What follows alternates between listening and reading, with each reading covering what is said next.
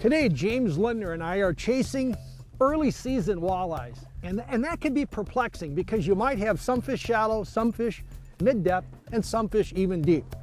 And as we know, jigs, an old standby for catching fish actually all season long, but really effective when these fish are up shallow and biting on the jig and the minnow. Then a selection of Rapalas for trolling the shallow waters maybe at night, the mid-depths, and then the deep water for the bigger fish. But for my money, day in and day out, bar none, in this transition period, say from 52 to about 62 degrees, you can't beat meat. Live bait rigging with the Lindy rig is the way to go. You know, Lindy rigs really can catch fish throughout the entire season, but it's really at its absolute best in this transition period after the spawn into the summer period. And a lot of times what these fish are doing in lakes and reservoirs is moving a lot, and they're bottom oriented. And when walleyes have got their snouts on the bottom, nothing beats a Lindy rig for keeping the bait right in front of them. I'm impressed, James. Here we go.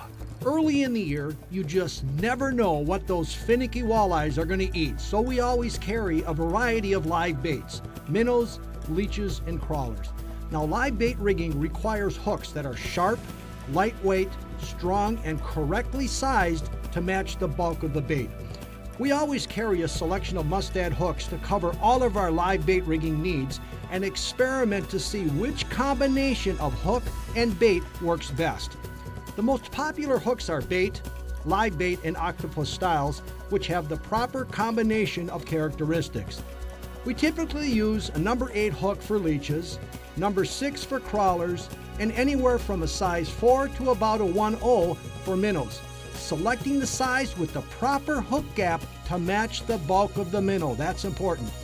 Live bait hooks come in various colors. We usually use subtle bronze hooks in clear water and experiment with the more visible glow hooks when the water is darker. Now, red hooks are extremely popular among walleye anglers, perhaps because they simulate blood in the water, provoking feeding.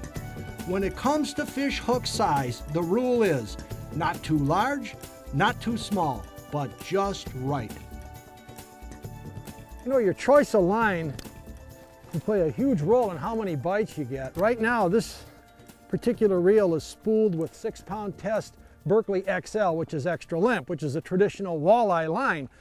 But the leader, the tippet, is a 10-foot snell of Vanish fluorocarbon.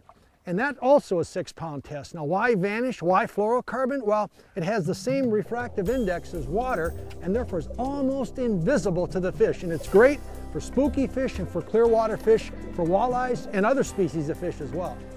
Back trolling with Lindy rigs is perhaps the most accurate method for catching walleyes.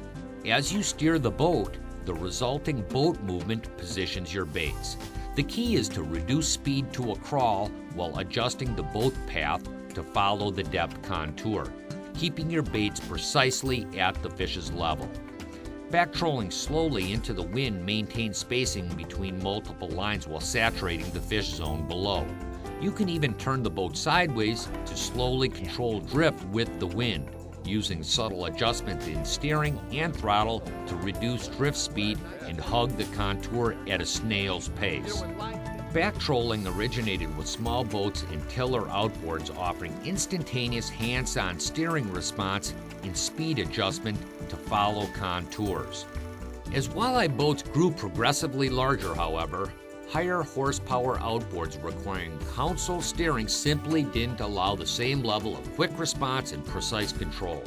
Savvy walleye anglers quickly adopted powerful transom electrics like the Minn Kota Vantage we're using today for a combination of quiet power and precision. And today, a revolution in steering control offers the same benefits in larger tiller outboards as well. Hey, I'm at a Lund boat dealer meeting, and the talk of this show is this new 2010 Lund with a 175 Mercury tiller on it. You heard me right, 175 tiller. I've never seen a tiller motor do what this thing can do. You got to see this. This boat will run about 54 miles an hour. But watch this. I kick it up to whatever speed I want. When my hand is on the throttle system, the steering is simple. There's nothing to it. As soon as I take my hand off, You can't move that motor. You cannot move it. Put my hand back on, nothing to steer it. This little thing here tightens down to the speed control I want. I'm finger on it, I can steer it with ease. I take my hand off, I cannot move the motor. This is amazing. And if you fish walleyes or any kind of fish, you may know how important boat control is. It's the difference between a good day or a bad day. For walleye fishermen, there's things that you could do with this tiller motor on this style of boat that you simply can't do with a wheel boat. It's impossible. For the ultimate boat control, big water walleye anglers often use drift socks like a Lindy wave tamer to reduce drifting speed in windy conditions. These innovative gadgets also help slow the boat's progress when back trolling or forward trolling. In calm conditions, they're essential to reduce trolling speed when using a large outboard. Nearly any time you need to slow boat speed, the solution is in the bag. Ooh. What's the story, James? A little bit better one there. You think? Boy, they're really, come on. Get this long handle net. Come on, mister. Yeah. Look at that one there. Now that's a walleye, James. No question about it. Come here, buddy. Look at that one there. When it comes to deep water walleye fishing at this time of the year, few presentations beat Lindy rigging.